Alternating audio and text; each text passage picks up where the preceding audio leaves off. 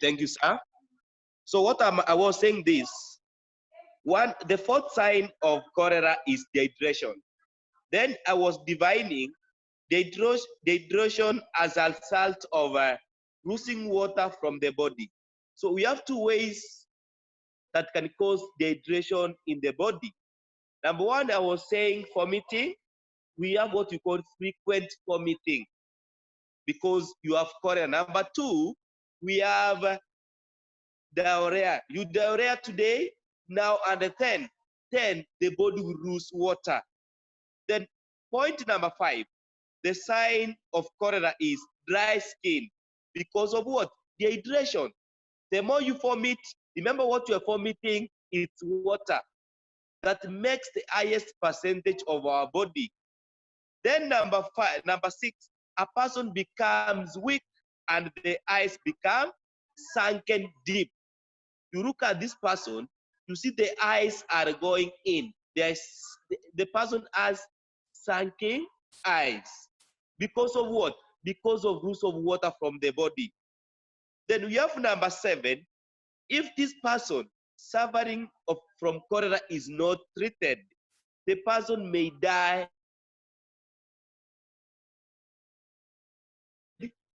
within 24 hours. The person may die. And those are signs of cholera. Just to look on the person, you say this person is suffering from cholera. I've said one, severe abdominal pain, watery, diarrhea which appears like rice water. We have frequent vomiting. We have dehydration, dry skin, and dry skin becomes because of the dehydration.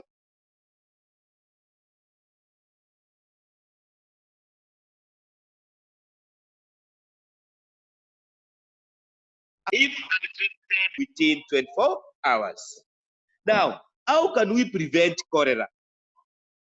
How can we prevent this disease?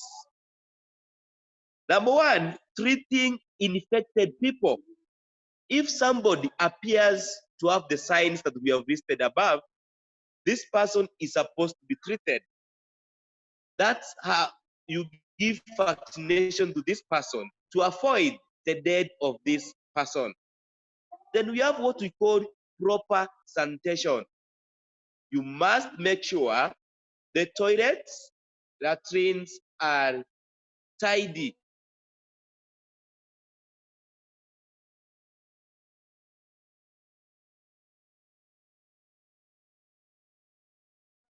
Also of waste. That's why we have toilets. We are supposed to take our waste material into the toilets. We are not supposed to deposit our waste in rivers. Then we have number 4, washing all foods which are eaten raw. Remember, when you buy oranges, when you buy fruits from the market, fruits like carrots, you are supposed to wash them thoroughly before you eat to avoid contamination with cholera. Then number 4, covering cooked food. When you have eaten food, the remaining food that you are keeping maybe to eat after some minutes, the foods are supposed to be covered to avoid these house flies that carry cholera bacteria to drop them into the food. We have boiling water. For you to avoid getting cholera, you have to boil the water. If you cannot boil, we can treat domestic water. That's use of chemicals.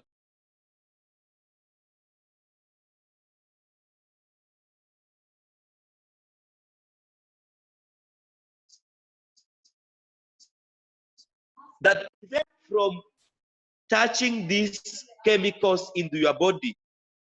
Those are the prevention of cholera, which is caused by bacteria and germs. I'm moving to the second disease, that is typhoid. Hope the pupils are following me. We have typhoid. Typhoid is a second waterborne disease. which is also caused by bacteria. I'm insisting this because most of the questions that they ask, which is the cause of cholera? Which is the cause of typhoid? Cholera is caused by bacteria. Typhoid is also caused by bacteria found in contaminated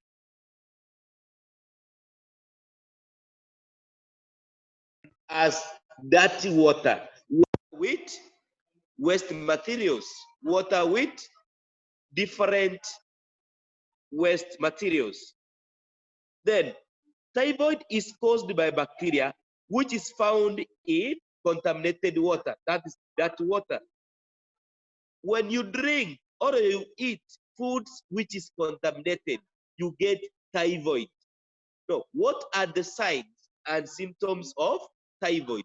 How can you tell that somebody is suffering from typhoid? First one, we have rise in temperature. The body temperature rises because of what?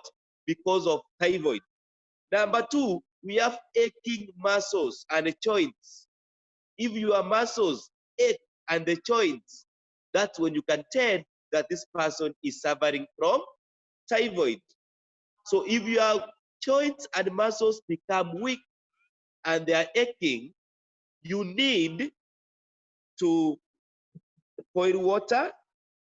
You need to suspect that something's happening here. Number three, we have severe headache. If you get that you have headache that goes for a long period of time, then you have to know that something is wrong. And that's a sign of typhoid. Then number four, we have abdominal pain. If you look on cholera and typhoid, abdominal pain appears on both cases. Then we have skin rashes. Skin rash appears on typhoid, but does not appear in cholera. Then we have typhoid patient may diarrhea or vomit. After some period, if we don't control typhoid, this person will start vomiting. We have aching in muscles and joints. Number three, severe headache. The headache that goes for a long period of time. Number four, we have abdominal pain. Those are signs of typhoid. We have skin rashes. A typhoid patient may diarrhea or vomit. But I said in cholera, vomiting and diarrheaing is compulsory for those who are affected by cholera. But typhoid, a typhoid patient may vomit or diarrhea. Then how can you prevent typhoid?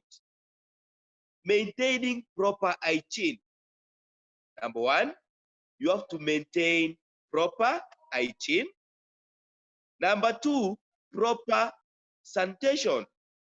When you fix the toilet, coming out after the toilet, you have to wash your hands. That's what we mean by proper hygiene. Then proper sanitation, you deposit the waste in the toilet, not everywhere in the compound. If it is the papers materials, the banana peels, you have to deposit them into the dustbin. Then we have washing hands before eating. Before you start eating anything, even if it's mango, it's a fruit, you are supposed to wash your hands.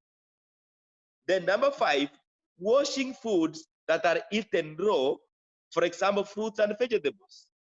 Remember carrots, you can eat it without cooking, but you are supposed to wash them so that to remove the bacteria.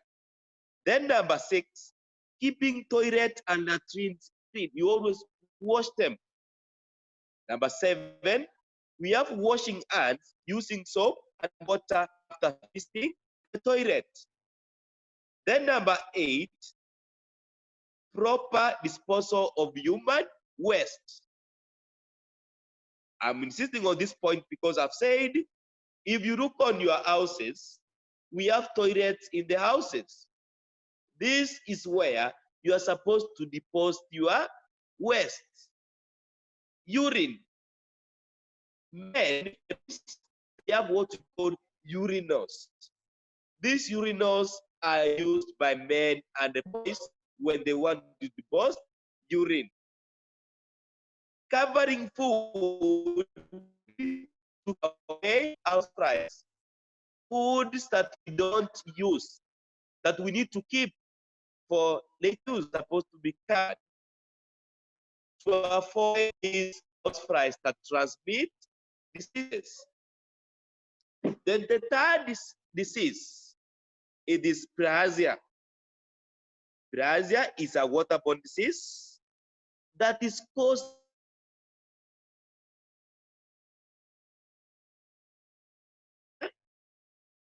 then I named about typhoid. I said typhoid is caused by bacteria, but if you look on bilharzia, it is caused by worms. Now, where do we get these worms? Remember, worms are small animals in stagnant water.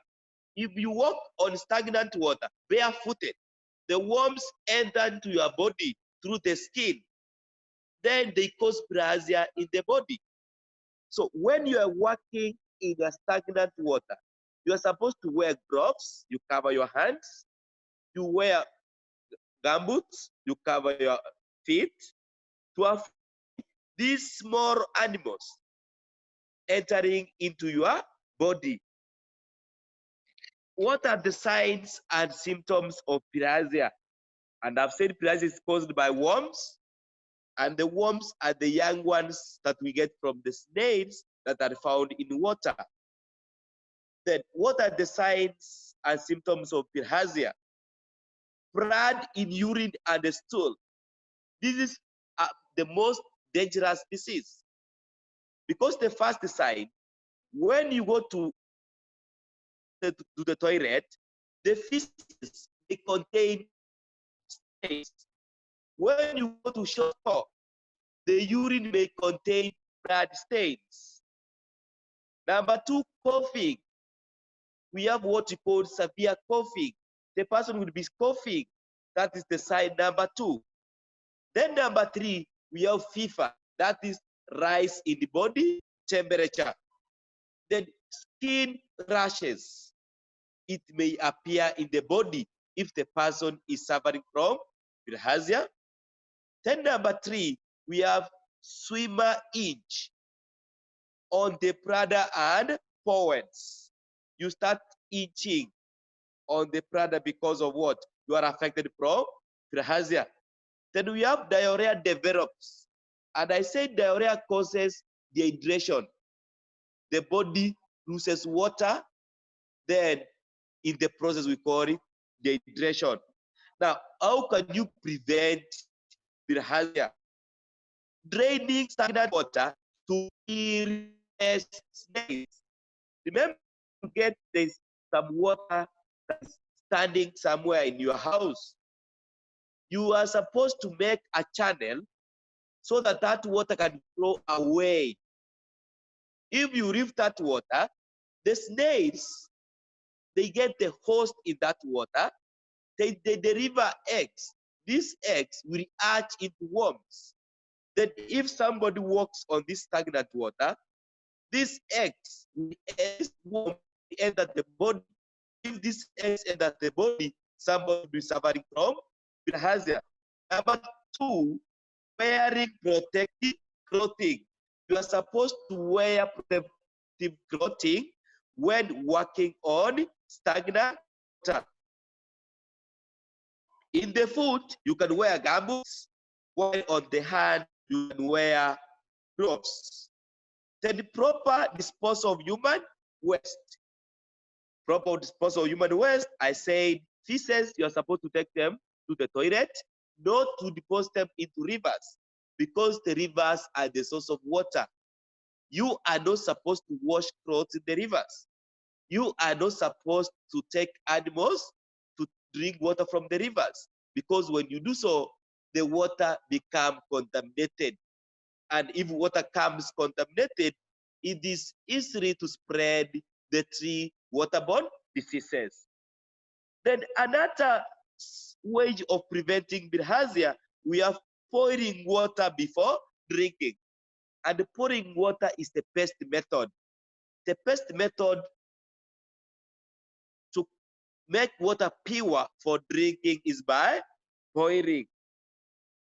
And then, if you cannot boil water, you can use what? Chemicals to kill the germs and bacteria. Now, I'm giving 3 questions. I want to look on the first one about cholera. I said cholera is caused by bacteria. Then I came to typhoid. Typhoid is also caused by bacteria. Then when we came to bilharzia, it's caused by worms that's found in water, and that is stagnant water. And I want to give the best method of controlling the 3 diseases. Bilharzia, the best method of controlling bilharzia is by draining away stagnant water. How do you drain away stagnant water? It's by wearing gumboots or gloves to cover your body. Then how can you control typhoid?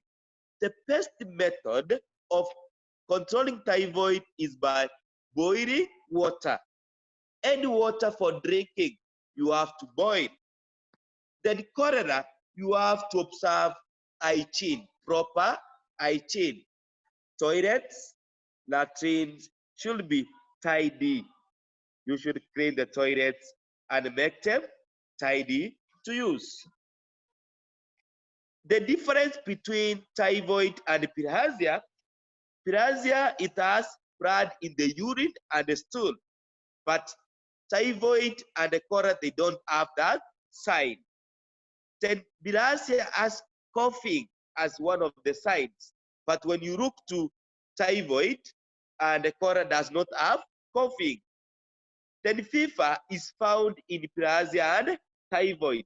That's rise in the body temperature. But when you look in cholera, we don't have that sign. Then skin rashes is found in bilharzia and typhoid, but when you look on cholera, does not have skin rashes.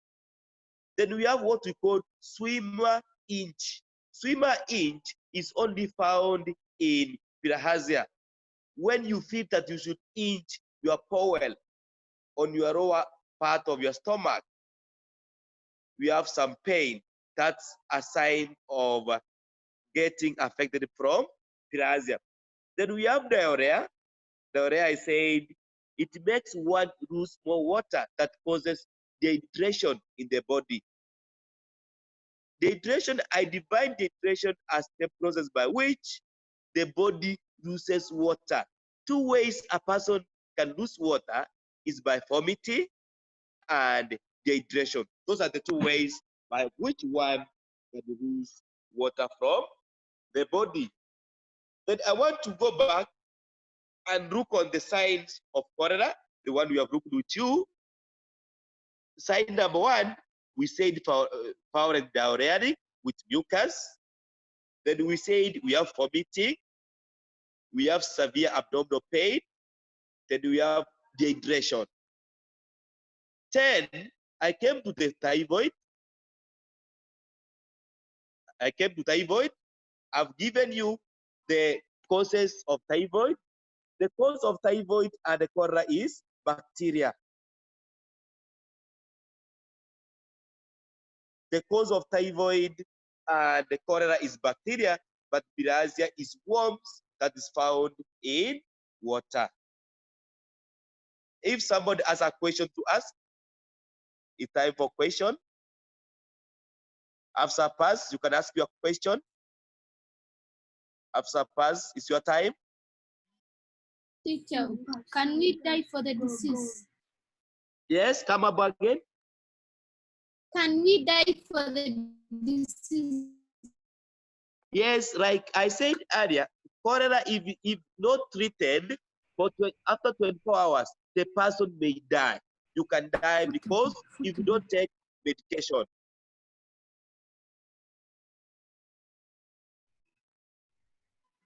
Is that clear, Absabas? Hello? Yes, teacher, I'm clear. Okay. Rueda Mohammed. Rueda, ask a question.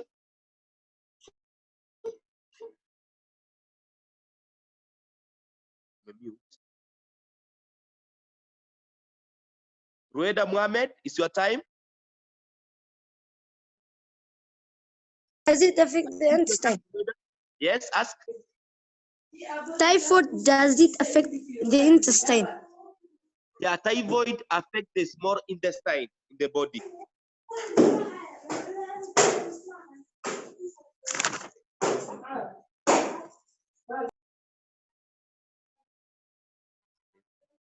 Mr. David, unmute yourself.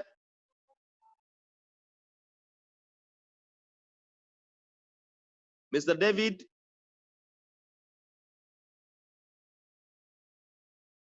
Unaweza nisikia? Oh, yes, yes, Mr. David. Congratulations for the good lesson. Thank you. I'm just having a point of addition on what we've just explained. Yes. I hope you allow me to do so. Yeah, you can, sir. Come up. Oh, thank you very much. So I was only adding on top of what we've just explained about the waterborne diseases, maybe to Yes. make it clear to all the students. Yes. About the difference between a sign and a symptom. Yeah. I think that one you did not put it too much on it, so I would like to differentiate between sign and a symptom of any yes. other kind of disease apart from even these waterborne diseases. A sign is what you can see on a person who's having an infection or a disease, whereas a symptom is what you feel whenever you're having a disease. For example, if you're having headache, that is a symptom. When you're having stomachache, that is a symptom. When you're having pain, nobody can see that pain. It is only you who's feeling that pain. So that is a symptom. Secondly, there is that part of bilharzia. So I think the teacher, you forgot to tell us as learners or who are listening to you about the parts which are affected by this bilharzia. I think bilharzia worms, especially the liver flukes. The liver flukes are the ones which not only, we don't say only worms, but also we specify which kind of worms, and these worms are the liver flukes, which are especially laid in fresh water by freshwater snails. So the part which is mostly affected by bilharzia is the small intestine and the bladder. That is why we are saying there's passing of urine, which has blood stains because the bladder has been affected by those worms. And also in the small intestine, that is why when you're passing out feces, it has some blood in it. Or that is why we said blood stained stools. So thank you very much, Mwalimu, for giving me that opportunity to put some light on whatever you explained. I hope you permitted me well. Thank you, sir. Thank you, sir.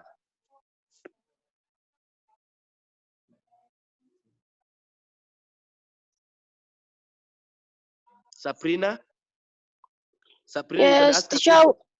What is Yes? itching and bowels? What is? Itching and bowels. You see, on the lower part of the stomach, when you are attacked with bilharzia, you feel that you want to touch that area. Sabrina? Sure, I hear you. Yeah, you see on the lower part of your stomach, yes, when you are attacked with bilharzia, you feel like touching that area with your hand. That's what we call itching in the bowels. Oh, okay, thanks, teacher. Welcome.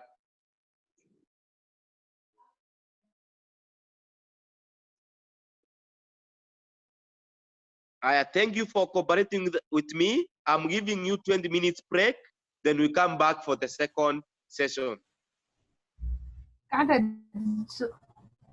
David Mahmoud, ask a question. David? Yes, teacher. Which is the best way of controlling bilharzia? The best way of controlling bilharzia is draining away stagnant water. Draining away stagnant water. Is it clear? Yes. Thank you.